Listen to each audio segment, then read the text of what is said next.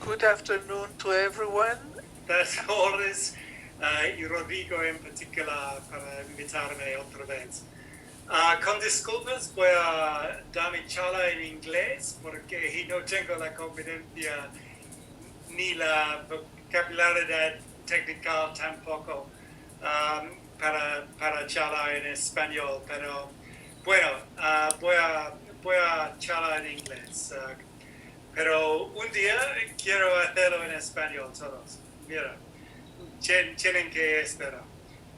Okay, so I'm going to talk in English about the experience we have had with the Schwind Amaris system at Moorfields. We are lucky at Moorfields Eye Hospital because we are a large international teaching hospital.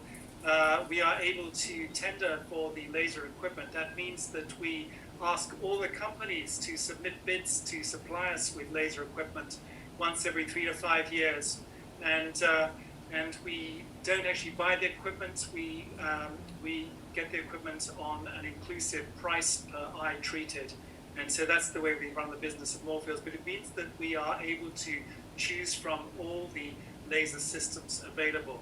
And I should start right away by saying that I do not have any finance from Schwind for this. I have attended some expert meetings with them, but I don't. I'm certainly not a paid consultant. But everything I'm going to tell you about working with Schwind has been very good. We've been with them at Moorfields since 2012. They've won 2 tenders since then, and we've enjoyed working with them. I'm going to start by talking about the diagnostics. Schwind have a pyramidal adverometry system combined with topography. That's from CSO Italia, and this is the main diagnostic workstation that we use. I'm going to tell you a little bit about that now. Most laser systems work with Shack-Hartmann adverometers, and indeed Schwind did too until about 4 years ago when they switched over to the Pyramidal system.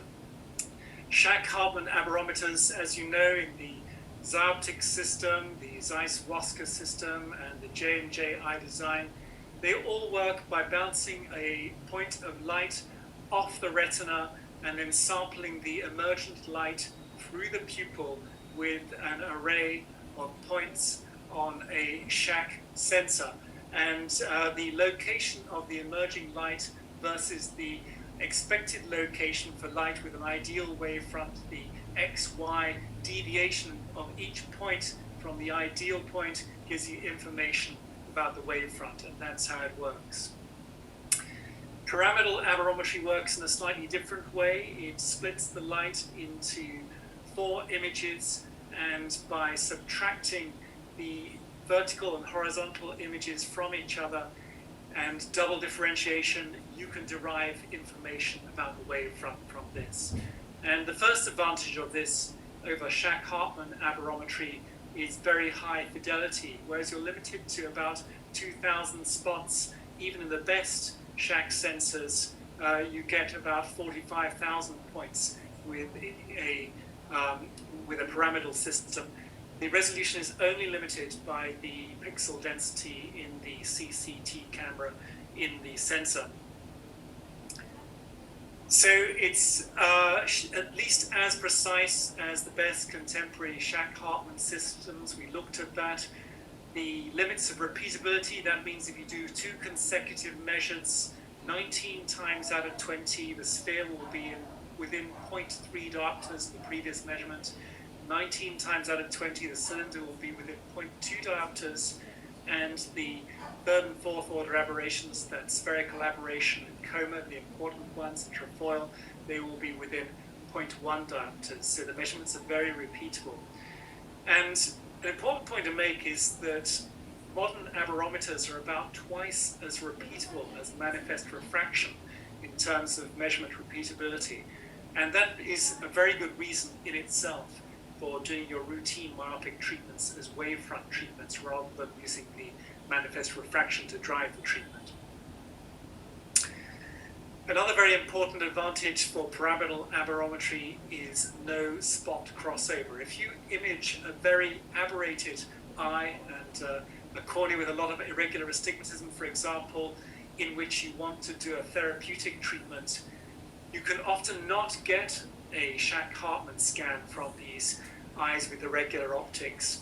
And in fact, the eyes you most want to do a wavefront treatment on. And the reason for that is that if the spot deviation from the intended locus is so far that it's actually being read by the neighboring sensor, you get what's called spot crossover, and you don't get useful information out of the scanner. It just can't derive an image. Whereas with pyramidal systems, you can image more irregular corneas, and that's really useful when we're doing therapeutic treatments. And we combine our refractive surgery in Moorfields with therapeutic treatments in corneal surgery.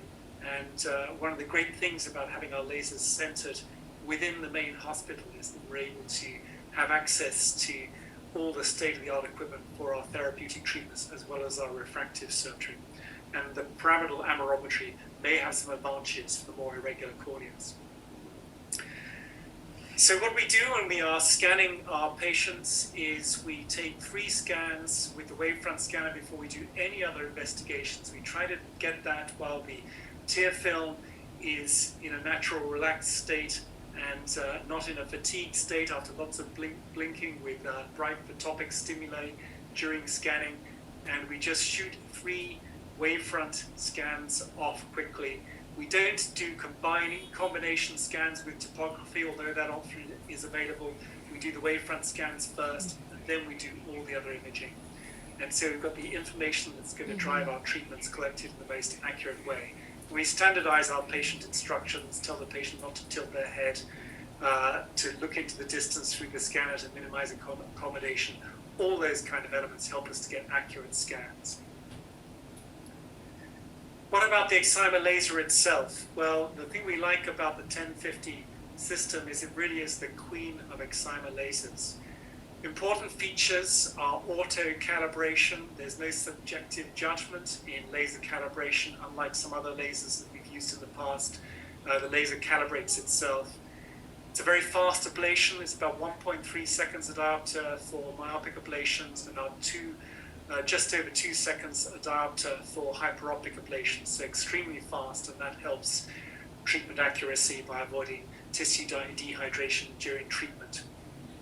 The tracking is superb. It's really difficult to get a decentered treatment, and a particular feature of the Schwind system is what's called roll tracking. It doesn't just track XY pupil movement, it also tracks eye rolling by projecting an infrared grid of light over the cornea and monitoring distortions in that. And that avoids the parallax error you get on the cornea if you are just tracking the pupil center if the eye rolls up, which often it will do with a nervous patient at the start of treatment. So again, that helps treatment centration.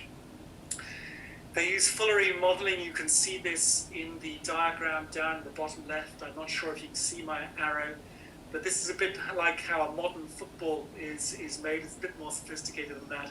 But rather than just a regular XY raster of flying spots, the spots are combined using Fullerene modeling and a geodesic shape to match the curvature of the cornea, and that gives you a smoother ablation profile.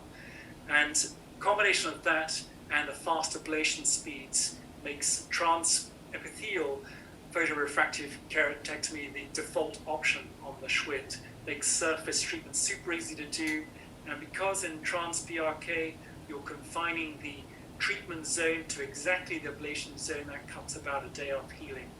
It's also very good for irregular surfaces when you're doing PTKs, because the epithelium is the best masking agent we have in our therapeutic treatments. So trans-PRK is a really good feature of the Amaris 1050.